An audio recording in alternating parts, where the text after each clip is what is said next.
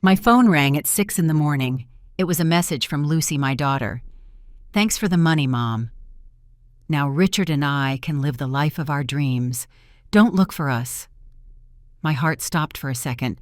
Then it started beating so hard I thought it would burst out of my chest. I ran to the guest room where I had left the black bag with $15 million. The chest was open, empty. Lucy and Richard had disappeared in the early morning, taking what they thought was my entire fortune. I sat on the edge of the bed holding the phone with trembling hands. I read the message again, 1, 2, 3 times. The words stabbed into my soul like sharp daggers. Don't look for us. As if I were a stranger. As if I weren't the woman who had raised her alone for 22 years after her father abandoned us. As if I wasn't the one who had worked double shifts at the hospital to pay for the private college she wanted so badly. The room was spinning around me. The smell of the lavender air freshener Lucy had put out the night before. Now it made me sick. Everything was exactly the same. The pale pink bedspread I had bought for when she visited, the lace curtains I had sewn myself thinking of her comfort, the family photos on the nightstand, showing us together at her graduations, her birthdays, our trips. I picked up one of those photographs. It was from her wedding day 3 years ago. I was standing next to her, radiant in my gold dress, holding her hand, while Richard looked at her with those eyes that I now know were filled with ambition, not love. I had spent my savings on that wedding, $30,000, so she could have the perfect day she had always dreamed of. The church filled with white flowers, the wedding dress imported from Paris, the reception at the most elegant hotel in the city. "Mom, you're the best in the world," she had whispered in my ear that day. "I don't know what Richard and I would do without you." Her words sounded so sincere, so full of genuine gratitude. Now I understood. Even then, they were already planning how to get everything they could from me. Every hug, every "I love you, Mom," every Sunday visit had been calculated, measured, designed to keep me giving and giving until I was empty.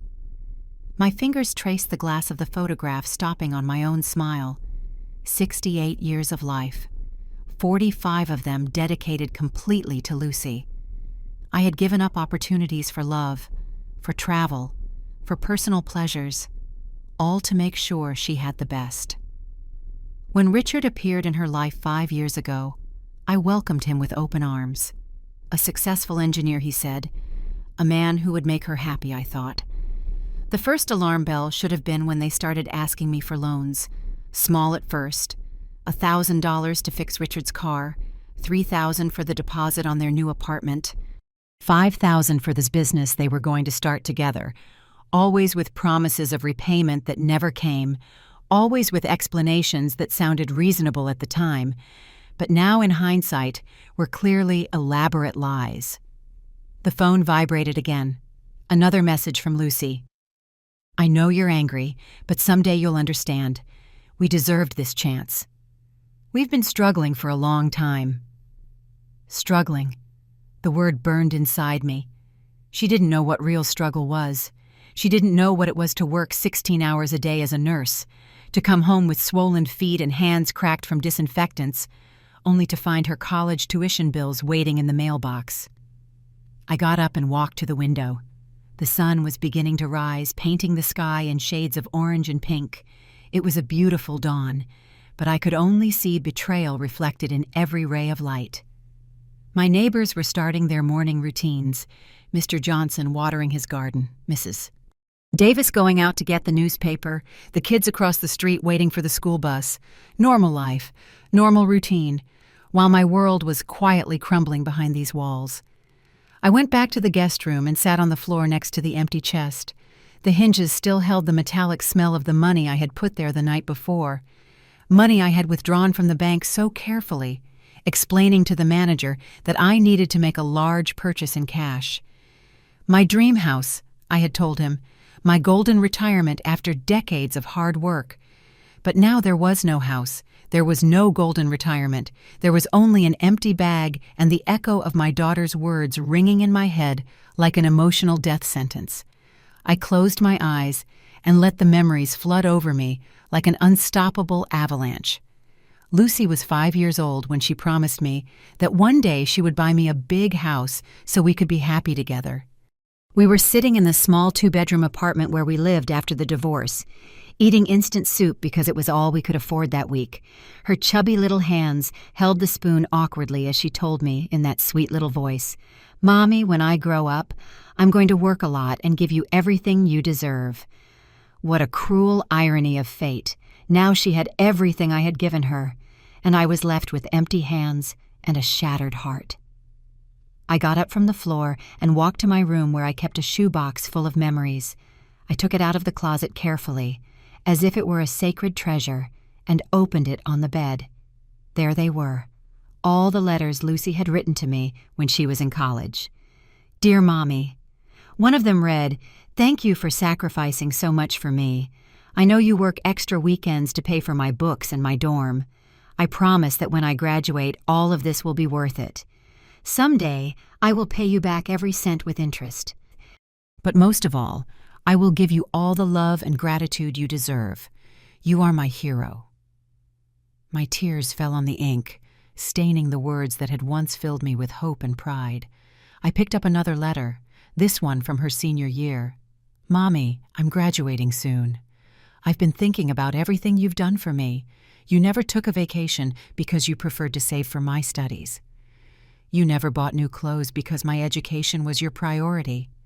When I get my first job as a lawyer, the first thing I'll do is take you to Europe just like you always dreamed." Europe. That promise echoed in my mind like a cruel joke. Instead of taking me to Europe, she had stolen the possibility of any trip, of any dream, of any peaceful future. I kept reading letters, each one more painful than the last.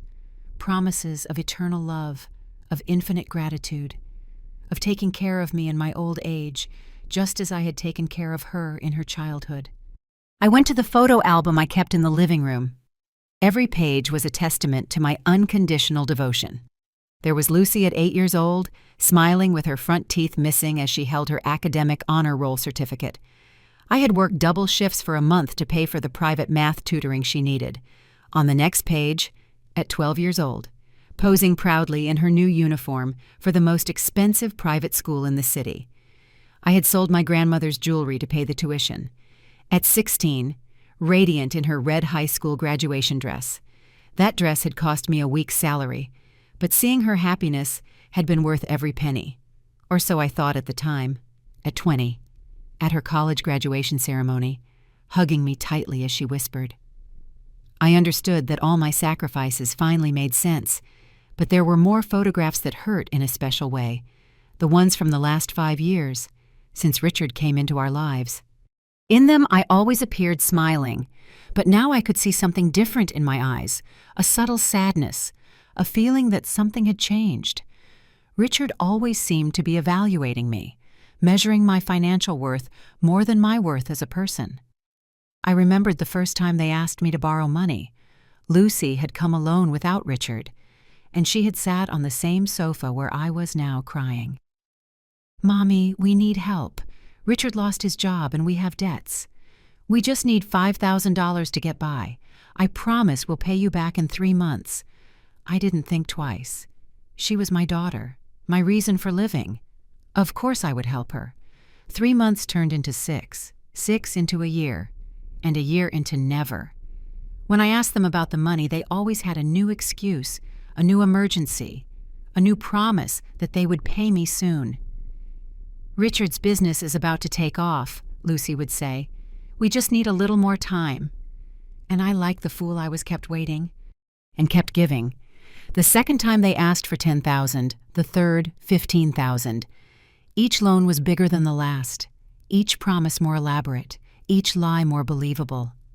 Until we reached the point where they had practically emptied my life savings from work. But I always had the peace of mind that it was for my daughter, for her happiness, for her future. The phone rang again. This time it was a call, not a message. Lucy's name appeared on the screen. For a moment my heart sped up with the hope that she had changed her mind, that she was calling to apologize, that this was all a horrible nightmare I was about to wake up from. I answered with a broken voice. Lucy. Mommy, I know you're upset, but I need you to understand. Richard and I have been planning this for a long time. We knew you had that money saved for the house, and frankly, we think that at your age, you don't need it as much as we do. We're young. We have dreams, plans. You've already lived your life. Her words pierced me like bullets. You've already lived your life, as if at 68 I was an old piece of furniture that had lost its usefulness, as if my dreams, my plans, my desires didn't matter simply because I had gotten older. Rage began to boil in my stomach, mixing with the pain until it created a toxic brew that burned me from the inside. Lucy, that money was for my house, for my retirement. I worked 40 years to save it. My voice was shaking, but not from sadness, but from a fury that was growing like an out-of-control fire. You're my daughter. I gave you everything, absolutely everything I had. How could you do this to me? Her laugh on the other end of the line was like a slap in the face. Oh, Mommy, always so dramatic. Look, Richard and I are going to use this money to move to Costa Rica. We're going to open a boutique hotel on the beach. It's a smart investment, not like buying a house that will only cost you money. You should be proud that your money is being used for something productive for once. Productive, my money, earned with sweat, tears, and years of my life, was finally productive in the hands of my thieving daughter. And what am I supposed to do now? Where am I going to live when I can no longer pay the rent on this apartment? My voice broke, showing her my vulnerability once again. I don't know, Mommy. I guess you'll have to find a job again, or move into one of those nursing homes. Richard says there are some really good cheap ones on the outskirts of the city. It will be good for you to socialize with people your age. Her tone was casual, as if she were talking about the weather, not about destroying her own mother's life. I hung up the phone, my hands shaking with anger. I stood in the middle of the living room, breathing heavily, feeling the reality of the situation settle in my mind like wet cement. My daughter had not only robbed me, she had planned my destruction with a coldness that chilled my blood. And worst of all, she justified it as if it were a favor they were doing for me. I walked to my desk and pulled out the folder where I kept all the receipts and proof of the loans I had given them over the years. I spread them out on the dining room table like a detective building a case. 5,000 here, 10,000 there, 15,000 for Richard's medical emergency that turned out to be a lie. 20,000 for the business that never existed. Each paper was a knife in my back, tangible proof of how I had been systematically scammed by my own blood. In total, over the last 5 years, I had given them more than $200,000, money I had saved penny by penny, working extra shifts, denying myself small pleasures, living on the bare minimum to make sure my daughter was happy. I picked up my phone and dialed my bank's number. I needed to know exactly how much I had left, what my options were, how I could survive without the $15 million I had lost. Well, what they thought I had lost, because there was the detail that Lucy and Richard didn't know, the secret that made me smile despite the pain. The money they had taken was not real. The night before, while I was putting the bag in Lucy's chest, I had a strange premonition. Something in the way Richard had looked at me, something in the questions he had asked about the money, had set off an alarm in my maternal instinct. So at the last moment, I had swapped the real bills for prop money that I had bought years ago for a church play. 15 million in perfectly convincing fake bills had left my house in that black bag. Meanwhile, the real money was safe in a bank vault waiting patiently for me. Lucy and Richard had stolen painted paper, and it would probably take them days or even weeks to find out, especially if they were in the middle of their trip to Costa Rica. But I couldn't laugh yet. The pain of the betrayal was real, even if the theft was fake. My daughter had shown her true colors. She had revealed that she was capable of destroying her own mother without the slightest remorse. That wound would never heal, no matter how much money I had in the bank. I poured myself a cup of chamomile tea and sat in front of the window. The neighbors continued their normal routines, oblivious to the drama unfolding in my house. Mrs. Davis was pruning her roses, Mr. Johnson was washing his car, The children were playing in the street. Simple life, honest life, a life without betrayal or lies. For the first time in years, maybe in decades, I began to think about myself. What did I want to do with the rest of my life? Who was Beatrice beyond being Lucy's mother? I had spent so much time defining myself through my daughter that I had forgotten I had my own identity, my own dreams, my own life to live. The phone rang again. This time it was an unknown number, I hesitated before answering, but I finally did. Beatrice. The voice was young female, familiar but different. It's Emily, your neighbor Linda's daughter. I heard very loud voices this morning and wanted to make sure you were okay. Emily was 20 years old and studying psychology at the university. I had watched her grow up since she was a little girl, always polite, always worried about others. Her mother Linda and I had been neighbors for 15 years, and Emily had been like a second granddaughter to me, especially after Lucy got married and the visits became less frequent and more self-serving. I'm fine, Emily. Thank you for asking. I tried to make my voice sound normal, but the tears were still fresh on my cheeks. I just had a little family argument. Nothing serious. Lying had become so natural when it came to protecting Lucy's image that the words came out automatically. Beatrice, don't lie to me. I've known you since I was little, and I know when something is killing you inside. Her voice was soft, but firm. I saw Lucy and Richard leave very early with suitcases and a large bag. Afterwards, I heard screaming and crying coming from your house. What really happened? The genuine concern in her voice broke me. It had been so long since someone cared about me without wanting something in return that I started to cry again. Emily, I think I need to talk to someone. Could you come over? Is your mom home? Mom went shopping, but I'm here. I'll be right over in 5 minutes. She hung up before I could protest. 5 minutes later, I heard her soft knock on the door. When I opened it, Emily looked at me with those brown eyes full of compassion that reminded me what it felt like to be seen as a human being, not as a source of money. She sat with me on the sofa and waited patiently while I gathered the courage to tell her the whole story. I told her about the years of sacrifice, the loans that were never repaid, the money they thought they had stolen. Lucy's cruel words on the phone.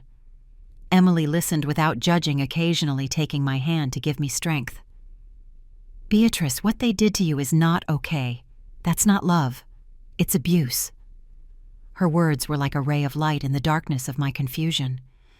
A daughter who truly loves you would never steal from you like that, would never talk to you that way. The fact that you're her mother doesn't give them the right to treat you like their personal property. But she's my daughter, Emily.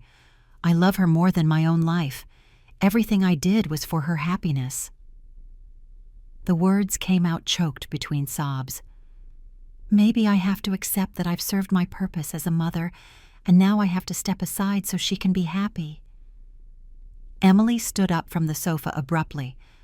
No, that's exactly what they want you to think. Beatrice, you are an incredible woman. You've worked your whole life. You've raised a daughter practically alone. You've been a nurse for decades, saving lives. Your value doesn't end just because your daughter decides to be an ungrateful brat. Her words hit me like an awakening. It had been so long since anyone had seen me as Beatrice the nurse, Beatrice the strong woman, Beatrice the survivor. I was only seen as Beatrice the mother, Beatrice the provider, Beatrice the one who always says yes. But what do I do now? I can't pretend this never happened. First, you need to protect yourself. Do they have access to your bank accounts? Do they know your passwords? Can they keep stealing from you? Emily had completely switched from a compassionate young woman to a determined strategist. Second, you need to decide if you are going to let this continue, or if you are going to take control of your own life. The word control echoed in my mind. When was the last time I had control over anything in my life? Everything revolved around what Lucy needed, what Lucy wanted, what would make Lucy happy. Even my financial decisions were based on making sure she would be comfortable in the future. Emily, there's something I haven't told you. I explained about the fake money, about my last-minute gut feeling, about how the real money was safe in the bank. Her eyes lit up with a mixture of admiration and surprise. "Beatrice, you are incredible. Your instinct saved you from total ruin. But the emotional damage is already done. My daughter betrayed me. She talked to me like I was trash. She planned to rob me with a coldness that scares me." I broke down again, but this time the tears were mixed with something different. It wasn't just pain anymore. It was also anger, a clean, justified anger that was starting to grow in my chest. "Beatrice, do you know what this means? It means you have the power. And they think they stole everything from you, that they left you helpless. But you are in control of the situation. You can decide what to do with that information." Emily leaned towards me, her eyes shining with determination. "You can continue to be the victim, or you can become the woman who makes the decisions." Her words ignited something inside me that had been dormant for too long. Power, control, decisions, concepts I had forgotten belonged to me. But what can I do? They're my family. I can't just cut them out of my life. "Why not? They clearly cut you out of theirs. They told you not to look for them, that you've already lived your life, that you're a burden. Why do you have to follow the rules of unconditional love when they don't?" Emily was right, but admitting it meant accepting a reality that terrified me. I stayed silent for several minutes, digesting Emily's words. For the first time in years, someone was giving me permission to put my own needs first. The idea scared me and excited me at the same time. "Emily, I'm scared. If I cut ties with Lucy, I'll be completely alone. She's the only family I have left." "Beatrice, you are already alone. The difference is that right now you are alone and being abused, manipulated, and stolen from. If you cut those toxic ties, you will be alone, but free." Emily took my hands in hers. "Besides, you're not as alone as you think. You have neighbors who appreciate you. You have a lifetime of experience. You have resources they don't know exist." She was right. For years I had been so focused on Lucy that I had neglected other relationships, other possibilities for human connection. Linda had always been kind to me. Mr. Johnson waved to me every morning. Mrs. Davis brought me vegetables from her garden. There was a community around me that I had completely ignored. "I need time to think." I got up from the sofa and walked to the kitchen to make another tea. Emily followed me, clearly determined not to leave me alone at this crucial moment. "You know what hurts the most? It's not just that they stole from me. It's that they lied to me for so long. Every 'I love you, Mom,' every hug, every Sunday visit was fake. Or maybe not all of it was fake. Maybe Lucy did love you, but Richard corrupted her. Maybe she's just as manipulated as you were." Emily leaned against the kitchen door frame. "But that doesn't change the fact that she hurt you deeply and that you need to protect yourself." The kettle whistled, and I poured the hot water over the tea bag. The familiar aroma calmed me a little. "Emily, if you were me, what would you do?" It was a dangerous question, because I knew her answer could change the course of my life forever. "If I were you, I would take control of the situation. I would let them find out for themselves that the money is fake. I would let them get to Costa Rica, make their plans, maybe even spend real money on the trip, only to discover that it was all an illusion." Her eyes sparkled with a poetic justice that I found strangely appealing. "That would be cruel," I protested weakly, but a part of me was already savoring the idea. They're far from home, in a foreign country. If they find out the money is fake, they'll be stranded. "Beatrice, they were cruel to you first. They robbed you, humiliated you, told you your life isn't worth anything anymore. Why do you have to be the only one acting with compassion in this situation?" Emily had a valid point that I couldn't argue with. My phone rang again. This time it was Richard. I hesitated before answering, but Emily motioned for me to pick it up. "Hello, Richard." My voice sounded colder than I had intended. "Beatrice, I know you're probably upset, but I wanted to explain why we did what we did. Are you going to explain why you stole my life savings? The sarcasm in my voice surprised even me. Emily smiled and gave me an approving nod. Look, don't see it as theft. See it as an investment in your family's future. Lucy and I are going to do something big with this money. My family, Richard, you just robbed me and kicked me out of my own family. What future are you talking about?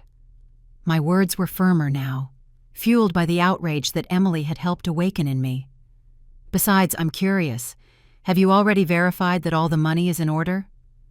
There was a long pause on the other end of the line. What do you mean by that? His voice had lost its arrogant confidence. Oh, nothing important. I was just wondering if you'd had time to count it all, to verify that the bills are in good condition. Beatrice, don't play games with me. Is there something we need to know about that money? Now he sounded worried, almost paranoid. The seed of doubt had been planted. Richard, son, you were the one who decided to steal the money without asking me. Now you have to live with the consequences of your decisions. I hung up the phone with a smile I hadn't felt in years. Emily clapped softly. That was perfect. You're going to drive them crazy with worry. It was true. He would probably spend the next few hours obsessively checking every bill, looking for any sign that something was wrong. Emily, I feel different, like I've woken up from a very long dream. It was true. For the first time in decades, I felt like I had some control over my own life. It's liberating, isn't it? Realizing that you don't have to be the victim in your own story. We walked back to the living room, and I sat in front of the mirror that hung over the fireplace. The woman looking back at me had eyes red from crying. But there was also something new in her expression. Determination, strength, a spark that had been extinguished for too long. Emily, you know what, I'm going to do something I should have done years ago. I got up and went to my desk where I kept my checkbook. I'm going to cancel all the additional credit cards I gave to Lucy and Richard. I'm going to change all my account passwords. I'm going to take total control of my finances. Excellent. And what else? Emily was clearly excited to see me take action. I'm going to live my life. I'm going to use my money for myself. I'm going to travel. I'm going to buy myself nice clothes. I'm going to eat in elegant restaurants. I'm going to do all the things I didn't do because I was saving for Lucy's future. For the first time all day, I felt completely clear-headed and focused. My daughter's betrayal had been painful, but it had also been an involuntary gift. It had freed me from an emotional prison I had been living in without even realizing it. I spent the rest of the morning making phone calls I should have made years ago. First, I called the bank and canceled all the additional cards Lucy and Richard had. The representative asked me if I had been a victim of fraud, and for the first time in my life, I answered with complete honesty. Yes, I was scammed by my own family. Then I changed all my online account passwords. From the bank to the social media I rarely used. Each new password was like closing a door I had left open for too long. Emily stayed with me through the whole process, making lunch and making sure I didn't lose the momentum of self-protection I had found. Beatrice, are you hungry? I made some sandwiches. Emily appeared in the doorway of my makeshift office with a plate in her hands.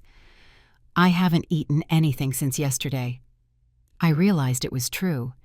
Between the anxiety of guarding the money and the shock of the betrayal, I had completely forgotten to feed myself. We sat down to eat at the dining room table, where all the receipts for the unpaid loans were still spread out. Emily looked at them closely. Beatrice, this is evidence of a pattern of financial abuse.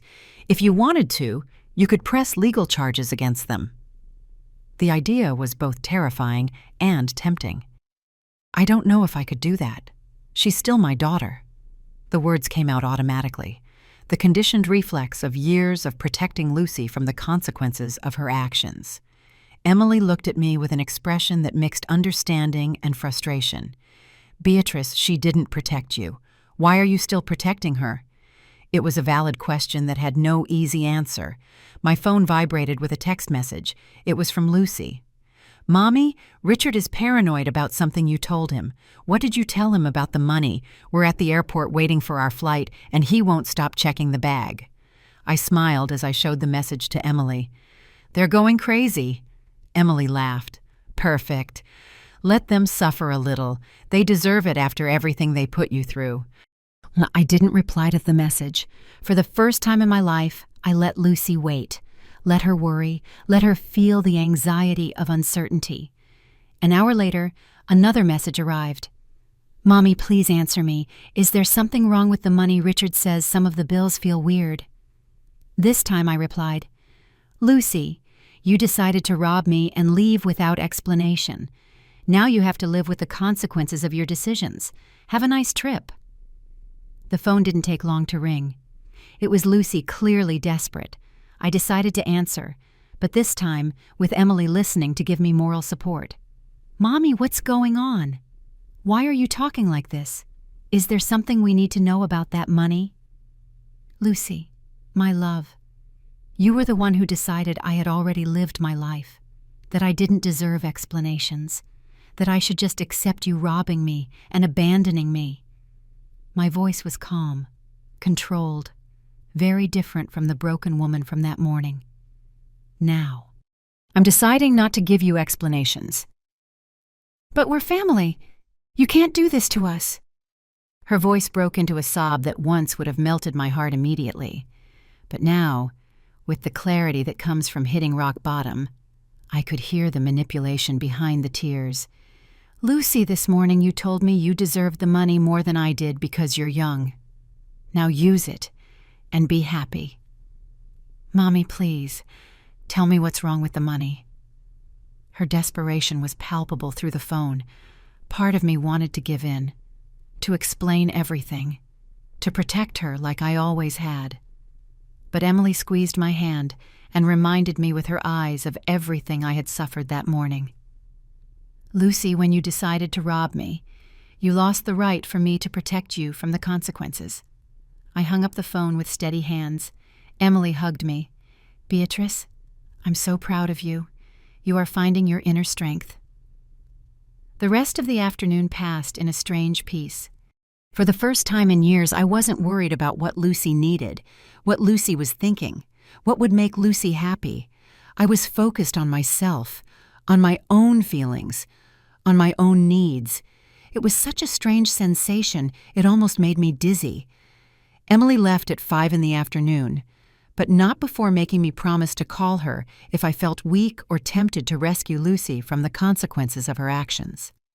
"Remember, Beatrice, you are not responsible for fixing problems that other people create for themselves." That night I poured myself a glass of red wine that I had been saving for a special occasion and sat on my balcony to watch the sunset.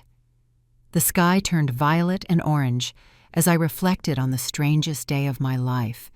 I had lost my daughter, but I had found something I didn't know I had lost: my own dignity.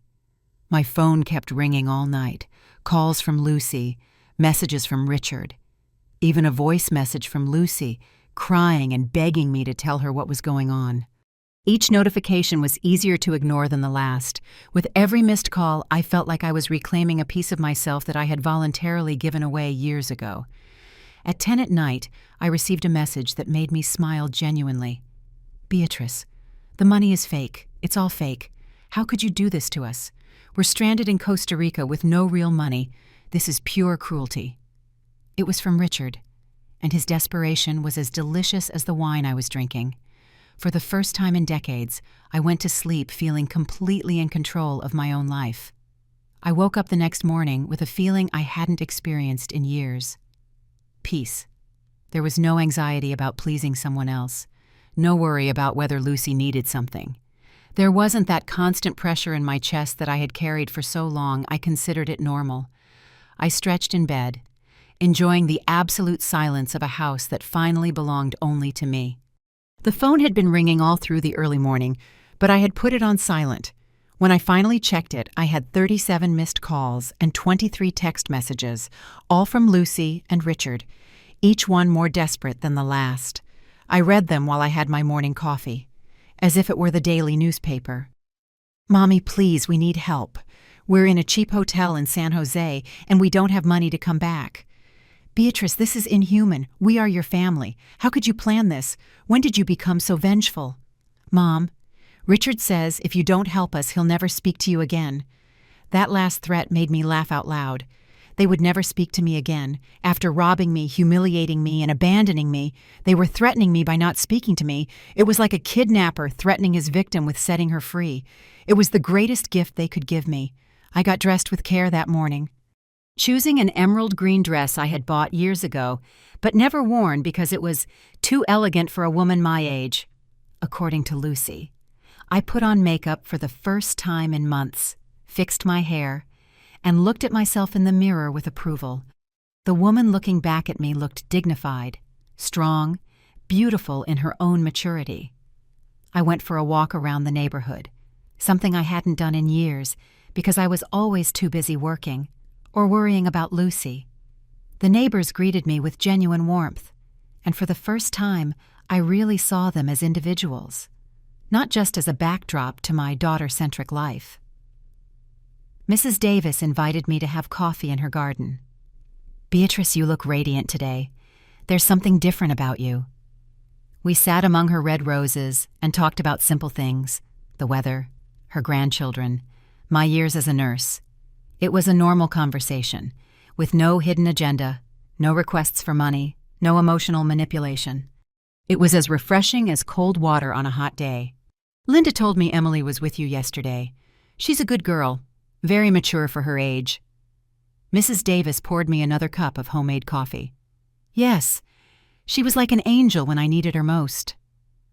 I didn't go into details, but something in my tone must have revealed I had been through something difficult. Children sometimes disappoint us, Beatrice. They think that just because we gave them life, they've done their part. They forget that true love is reciprocal, not a debt that is eternally collected. Her words were like balm on wounds that were still fresh. Your son, too. My oldest son hasn't spoken to me in 3 years because I wouldn't lend him money for a business I knew would fail. The younger one only comes around when he needs something. She sighed deeply. At first, the pain was killing me, but one day I realized I was crying for children who no longer existed, for relationships that only lived in my imagination. Her words hit me like a revelation. I, too, was crying for a Lucy who perhaps had never really existed, for a mother-daughter relationship that had been an illusion, built on my need to be loved and her need to be supported. How did you move on? I started living for me. I learned to paint. I joined a book club. I made new friends who value me for who I am, not for what I can give them. She pointed to the roses surrounding us. This garden is my pride. Every rose that blooms is a small personal victory. I no longer need my children's approval to feel valuable. I returned home feeling inspired. For the first time in decades, I started making plans that didn't involve Lucy. I pulled out travel brochures I had been collecting for years. Italy, France, Japan, places I had always wanted to visit, but had postponed because the money was better invested in Lucy's future. My phone rang again. This time it was Emily.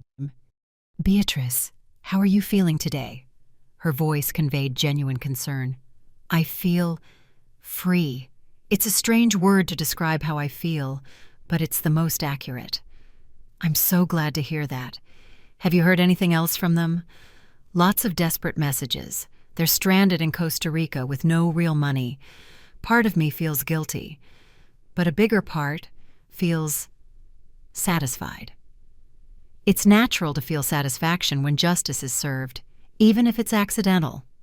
Emily had that wisdom that young people who have observed life closely sometimes have. Are you going to help them come back? That was the million-dollar question. The Beatrice from a week ago would have already been at the bank, transferring money for the return flight, apologizing for having fake money in the house, promising it would never happen again. But the Beatrice of today was different. I don't know yet, but I know that whatever decision I make, it will be mine, based on what's best for me, not on what's expected of me as a mother.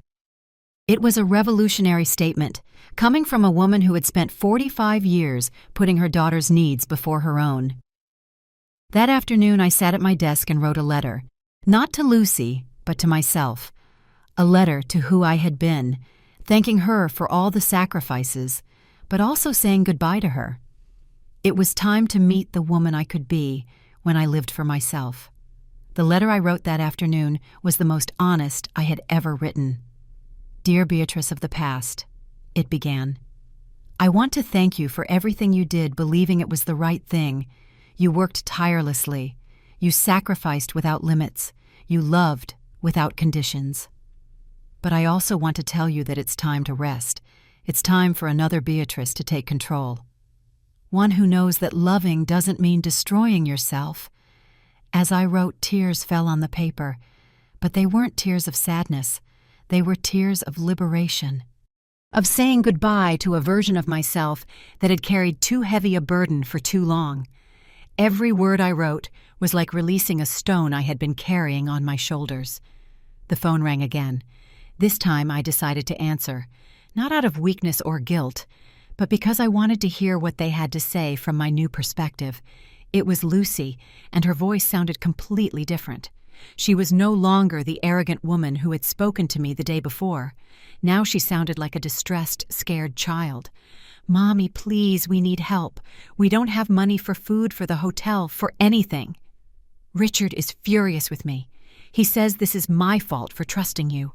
Her voice broke at the end, and for a moment, my maternal instinct threatened to resurface, but Emily had planted seeds of wisdom that were now blooming in my mind. Lucy, 2 days ago, you told me that I had already lived my life and that you deserved my money more than I did. What changed? My voice was calm, with no trace of the desperate woman who had answered the phone the morning before. Mommy, I didn't mean that. I was nervous. Richard pressured me to talk like that. Ah, so it wasn't really your opinion. You were just acting under pressure. I paused deliberately. Tell me, Lucy, how many of the things you've said to me in the last 5 years were really your opinions, and how many were pressure from Richard? The silence on the other end of the line gave me the answer I needed. My daughter had been living a lie for so long that she probably didn't even know how to distinguish between her true feelings and those Richard had implanted. But that didn't change the fact that she had chosen to hurt me. Mommy, I know we messed up, but we're family. Family forgives each other, right?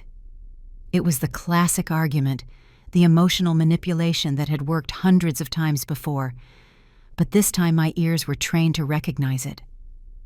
Lucy, family also respects each other, takes care of each other, protects each other. When you decided to steal my life savings, when you told me I no longer had the right to dream of my own house, when you abandoned me like I was trash, where was that family love? But you set a trap for us. You gave us fake money on purpose. Her voice now had a tinge of indignation that I found almost comical. Lucy, I kept money in a chest at your house because I trusted you. The fact that you chose to steal it was not my fault. And the fact that the money turned out to be fake, let's just say it was divine justice. Divine justice. We're your family. You're supposed to love us unconditionally. The desperation in her voice was palpable. And I did love you unconditionally for 45 years. But it turns out that unconditional love from me didn't generate unconditional love from you. It generated abuse, lies, and theft. I hung up the phone feeling a deep calm. For the first time in my adult life, I had set clear boundaries and defended them without apologizing. It was an intoxicating feeling, like discovering I had muscles I never knew existed. That night, I called the travel agency and booked a tour of Italy for the following month. I had dreamed of seeing the Roman ruins, walking the streets of Florence, drinking wine in Tuscany. For years, I had postponed that dream because it was too expensive, and the money was better saved for Lucy's emergencies. Now I understood that my own happiness was no less important than my daughter's. In fact, I had discovered that taking care of my own happiness made me a stronger, more complete person, more capable of giving genuine love instead of desperate love. Emily came to visit me that night with a bottle of champagne. "I'm celebrating your rebirth," she said with a radiant smile. We toasted on my balcony as the stars appeared one by one in the night sky. "Beatrice, there's something I want to tell you. Yesterday, when I saw you take control of your life, you inspired me. I've been in a toxic relationship with a guy from college, and your example gave me the courage to end it." Her words filled me with a different kind of pride than what I had felt for Lucy's achievements. This was a pride based on being a positive example, on helping someone else find their own strength through my own, not my weakness. Emily, that makes me so happy. Sometimes the most valuable lessons come from the most painful moments. Do you think Lucy will learn anything from this? It was a question I had been asking myself too. I don't know, and I've decided it's not my responsibility. My responsibility is to myself now. If she learns, it will be because she chose to, not because I forced her to. That night, for the first time in years, I didn't check my phone before going to sleep. I didn't worry about whether Lucy was okay, if she needed anything, if she was angry with me. I focused on my own plans, on my own dreams, on the woman I was discovering I could be when I lived for myself. 3 months later, I was sitting on a terrace overlooking the Mediterranean, on the coast of Cinque Terre, Italy, sipping a perfect espresso as the afternoon sun painted the sea gold and pink. I had toured Rome, Florence, Venice. Each city more beautiful than the last, every day a confirmation that I had made the right decision. My phone was filled with photos of places I had dreamed of seeing for decades, exquisite meals I had savored without rushing, moments of absolute peace I had learned to value. I hadn't heard from Lucy or Richard again after that last desperate call from Costa Rica. Emily had told me that her mother had heard from a neighbor that they had returned to the country, but they hadn't tried to contact me. It was as if they had finally accepted that the well had run dry, that the woman who for years had been their inexhaustible source of resources no longer existed. At first, the first few days of silence had been difficult. 45 years of constant worry don't just disappear overnight. I would wake up thinking about calling her, compulsively checking my phone for messages, feeling a strange anxiety from not knowing if she was okay. But little by little, that anxiety transformed into something completely different: freedom. The woman now sipping espresso in Italy had even learned to wake up each morning asking herself what would make her happy that day, not what she would need to do to keep the peace with other people. I had discovered that I had my own opinions about art, about food, about politics, opinions I had kept silent for years because I didn't want to create conflict with Lucy and Richard. At the Uffizi Museum in Florence, I had stood for a full hour contemplating Botticelli's The Birth of Venus, feeling a deep connection with that goddess emerging from the sea, reborn, complete, and beautiful.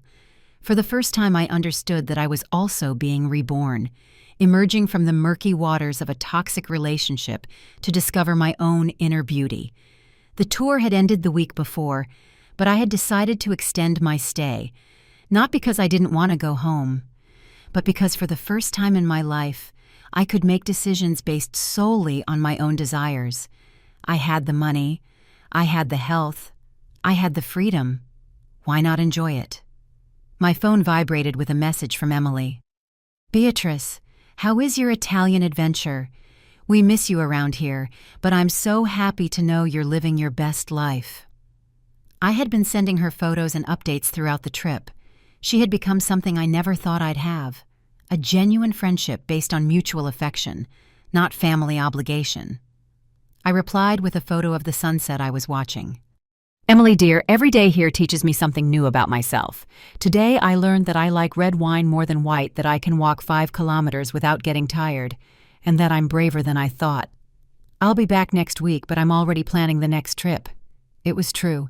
I had brochures for Japan waiting for me at the hotel, plans for a cruise through the Norwegian fjords, a list of destinations I had been writing during quiet nights in foreign cities. For the first time in my life, the future excited me instead of scaring me. The waiter approached to ask if I wanted anything else. In my basic Italian, which I had been practicing during the trip, I asked for the check. I had learned a few essential phrases, and every time I managed to communicate in another language, I felt a small personal victory. Beatrice the nurse was becoming Beatrice the traveler, Beatrice the adventurer, Beatrice the woman who lived for herself. As I walked back to my hotel through the cobblestone streets, I thought about the letter I had written months ago to my past self. It was time to write another letter, this time to my future self. Dear Beatrice of tomorrow, I began mentally drafting. I hope you always remember that you deserve love, respect, and happiness. I hope you never again confuse being needed with being loved. I hope you continue to choose your own peace over the guilt that others try to impose on you. Arriving at the hotel, I stopped in front of the lobby mirror. The woman looking back at me had her hair slightly tousled by the sea breeze, her cheeks rosy from the Italian sun, and something in her eyes I hadn't seen in years. Genuine self-satisfaction. It wasn't the satisfaction of having pleased someone else, but the deep satisfaction of having chosen her own happiness. I went up to my room and sat on the balcony overlooking the sea. Tomorrow, I would take the train back to Rome, then the flight home, and begin the next chapter of my life. But I was no longer afraid of the future. I had learned that when you live for yourself, when you make decisions from a place of self-love instead of fear of abandonment, the future becomes an exciting adventure instead of a heavy burden. I picked up my phone and wrote one last message to Emily. Today, I don't need anyone's permission to be happy. See you soon. It was more than an update on my trip.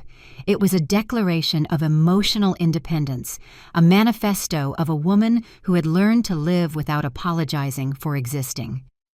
6 months after my return from Italy, I was standing in front of the mirror in my new apartment, putting on a pearl necklace I had bought in a small jewelry shop in Venice. It was Friday night, and I had a date. At 68 years old, after decades of believing that romantic love was no longer for me, I had met Javier at the book club I joined after the trip.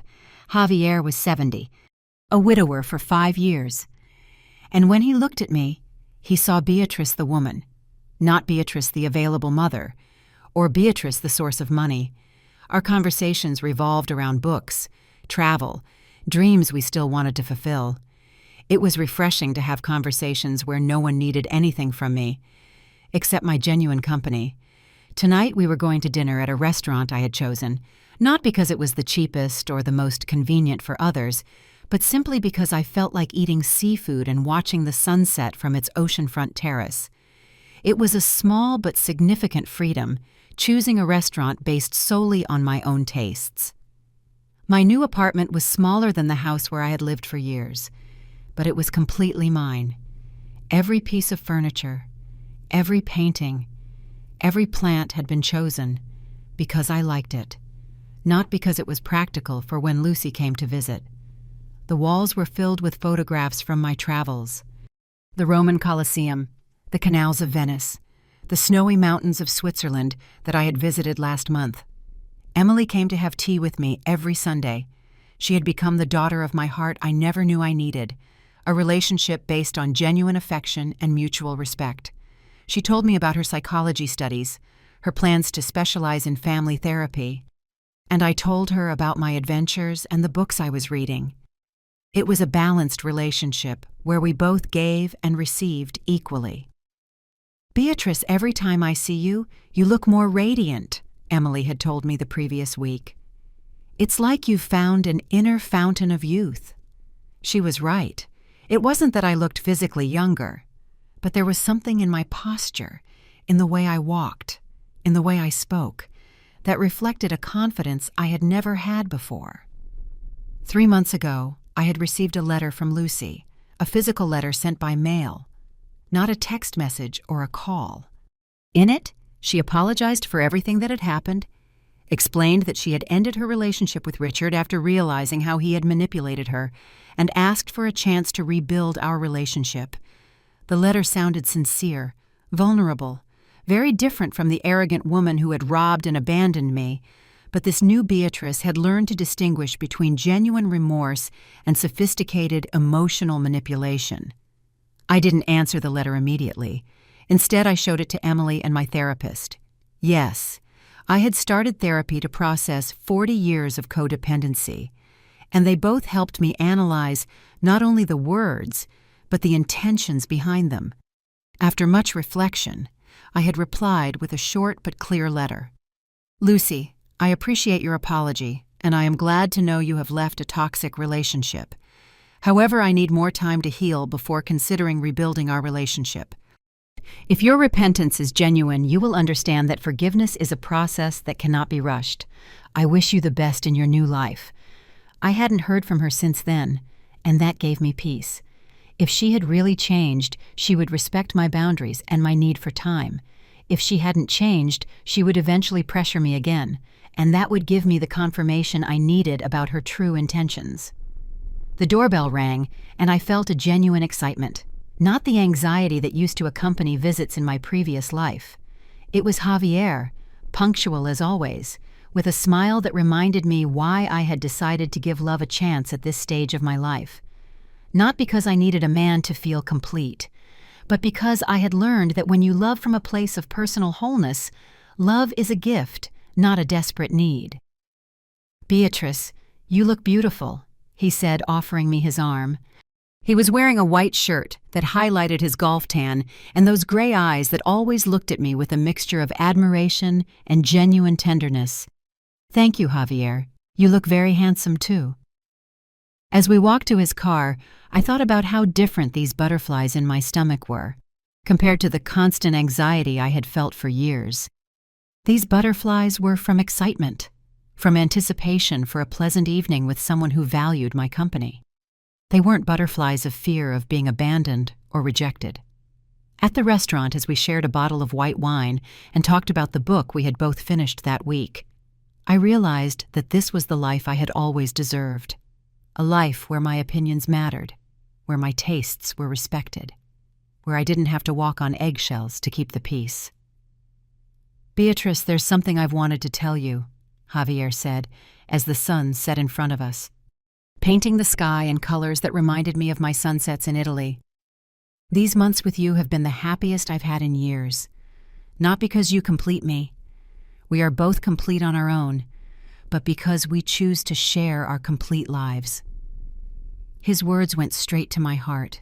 It was exactly what I needed to hear, that I was loved for who I was, not for what I could give. Javier, I feel the same way. With you, I've learned that true love doesn't hurt. It doesn't demand. It doesn't exhaust. It nourishes. It respects. It celebrates. As we returned home that night, with Javier's hand in mine and the stars shining above us, I reflected on the path that had led me to this moment. Lucy's betrayal had been the most painful and most valuable gift of my life. It had forced me to wake up from a nightmare of codependency that I had mistaken for love for decades. Now, at 68 years old, I had finally learned the most important lesson of all. You don't need anyone's permission to live your own life.